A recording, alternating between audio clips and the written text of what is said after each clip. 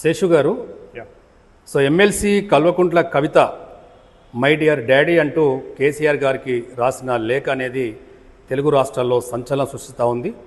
So ఇటీవల వరంగల్ అంటే April 27న జరిగిన ఎల్కతుర్తి మహాసభ దృష్టిలో పెట్టుకొని నెగిటివ్ పాజిటివ్ ఫీడ్బ్యాక్తో ఎమ్మెల్సీ కవిత బీఆర్ఎస్ అధినేత కేసీఆర్కి మై డియర్ డాడీ అనే పేరుతో రాసిన లేఖ రాజకీయాల్లో ప్రకంపనలు సృష్టిస్తూ ఉంది.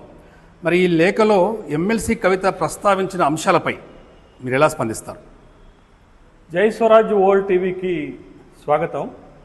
గత కొంతకాలంగా బీఆర్ఎస్ పార్టీలో జరుగుతున్నటువంటి పరిణామాలు, ముఖ్యంగా కేటీ రామారావుని రాష్ట్ర అధ్యక్ష పదవికి ఎంపిక చేస్తారు అనేటటువంటి ఊహాగానాలు, హరీష్ రావు పార్టీ నుంచి బయటకు వెళ్ళి కొత్త పార్టీ పెట్టబోతున్నారనేటటువంటి అభిప్రాయాలు, కల్వకుంట్ల కవిత బీఆర్ఎస్ పార్టీ ఆధినాయకత్వం పైన అసంతృప్తిగా ఉన్నదనే వార్తలు బయటకు వస్తున్నటువంటి నేపథ్యంలో కవిత కేసీఆర్కి మై డియర్ డాడీ అని సంబోధిస్తూ రాసినటువంటి లేఖతోటి బీఆర్ఎస్ పార్టీలో జరుగుతున్నటువంటి పరిణామాలని తన లేఖ ద్వారా స్పష్టం చేసినట్లుగా మనకి కనపడుతుంది.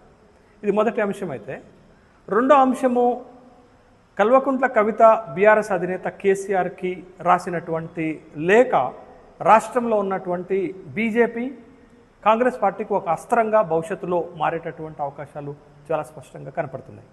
అయితే కవిత రాసినటువంటి లేఖలో నెగిటివ్ పాజిటివ్ ఫీడ్బ్యాక్స్ని స్పృశించినప్పటికీ కూడా పాజిటివ్ ఫీడ్బ్యాక్ కంటే కూడా నెగిటివ్ ఫీడ్బ్యాక్ పైనే చాలా పెద్ద ఎత్తున రాజకీయ వర్గాల్లో దుమారం రేగుతుంది, చర్చ జరుగుతుంది. తను నెగిటివ్ ఫీడ్బ్యాక్లో చాలా జాగ్రత్తగా అంశాలను బీఆర్ఎస్ అధినాయకత్వం ముందు పెట్టినట్లుగా స్పష్టమవుతుంది. ఒకటి రాజకీయపరమైనటువంటి అంశాలైతే, రెండోది సామాజిక పరమైనటువంటి అంశాలను కూడా తన లేఖలో కల్వకుంట్ల కవిత ఎత్తి చూపారనేటటువంటి విషయం మనకి ఇక్కడ చాలా స్పష్టంగా కనపడుతుంది. రాజకీయపరమైనటువంటి అంశాల్లో అత్యంత కీలకమైనటువంటి 3 అంశాలు ఏంటంటే, ఒకటి 2001 నుంచి అంటే పార్టీ పుట్టినప్పటి నుంచి పార్టీలో ఉన్నటువంటి వాళ్ళకి ఎల్కతుర్తిలో జరిగినటువంటి రజతోత్సవ సభలో ఎందుకు ప్రాధాన్యత ఇవ్వలేదు, మాట్లాడే అవకాశం ఎందుకు ఇవ్వలేదు అనేటటువంటి ఒక ప్రశ్నని లేవనెత్తారు. రెండోది, భారతీయ జనతా పార్టీ పట్ల బీఆర్ఎస్ వైఖరి ఏంటి?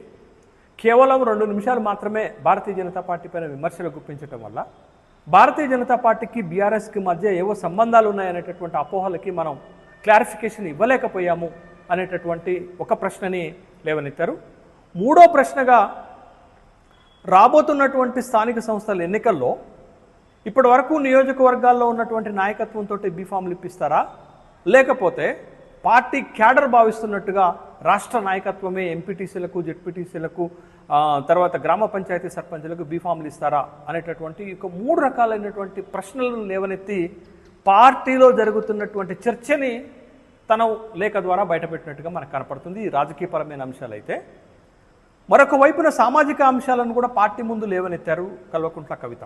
దానికి ప్రధానంగా 3 సామాజిక అంశాలను తీసుకొచ్చారు. ఒకటి, మీరు ఉర్దూలో ప్రసంగించి వక్ఫ్ బోర్డ్ సవరణ బిల్లుకి వ్యతిరేకంగా మాట్లాడి ఉంటే అది ముస్లిం సమాజంలోకి ఒక బలమైనటువంటి సంకేతం పోయేదే, మీరెందుకు ఆ విషయాన్ని మాట్లాడలేదు అనేటటువంటి ఒక ప్రశ్నలు లేవనెత్తారు. రెండోది, 42% బీసీలకు రిజర్వేషన్లకు సంబంధించినటువంటి ఒక చర్చ జరుగుతున్నప్పుడు, తెలంగాణ శాసనసభలో ఆ బిల్లు పాస్ చేసినప్పుడు దానిపైన మీరు మాట్లాడకపోవటం ఎంతవరకు సమంజసం అనేటటువంటి ఒక ప్రశ్నను లేవనెత్తి బీసీ వర్గాలను తన వైపుకు తిప్పుకునేటటువంటి ప్రయత్నం చేశారు.